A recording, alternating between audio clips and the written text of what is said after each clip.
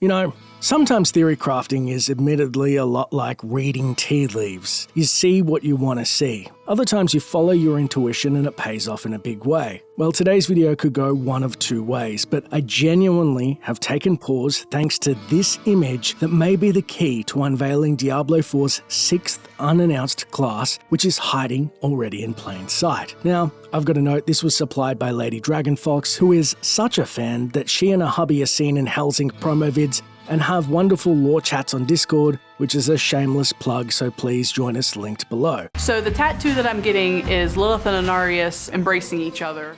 Now, as you can see, the mug is laden with Diablo iconography, and being a piece of official Blizzard merch, we do know two things for sure. One, it's probably overpriced. Two, the symbols are official, and more importantly, intentional. And before you say, dash, bruh, that's just a cup. Blizzard doesn't just drop colossal game leaks in their merch willy-nilly. That makes no sense. Usually I'd say, yeah, okay, fair call. However, let's look at Exhibit A, which is Blizzard's badge series pre-Diablo 4's launch. Trusted source Wowhead reported that the pin on the left was a mysterious symbol. And rightly so, it had only been briefly described in the Sin War novels, but now we know the pin depicts a previously unseen official symbol of the Church of Light, and we only learned of it in-game as it was plastered around Inarius' followers' many strongholds. So I think it's fair to say we've established that Blizzard will happily pre-release merch and images featuring upcoming game symbology. Now with that in mind, let's do a quick breakdown of the symbols on the Stein and how they relate to confirmed in-game iconography. Inside this circle, we see the Diablo 4 logo with the triune triangle, which bears glyphs of the three primeval, which is very standard stuff. And the three-sided triangle represents the triumvirate of the primes, Mephisto, Baal, and Diablo. Their glyphs do appear less prominent, but still apparent in other merch. Obviously, at this point, they're pushing for Lilith to still take center stage. However, there's a lot of foreshadowing of the return of the primes. Well, according to Lorith Nar at least, it's all prophesied. There was a prophecy, yes.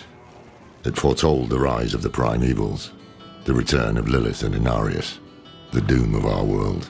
But outside the main ring, we have other distinct symbols of the 5 in-game classes going clockwise, and we see the logo of the Rogue, Necromancer, Barbarian, Druid, and Sorcerer, but the final symbol in the class ring is, inexplicably, the symbol of the Triune.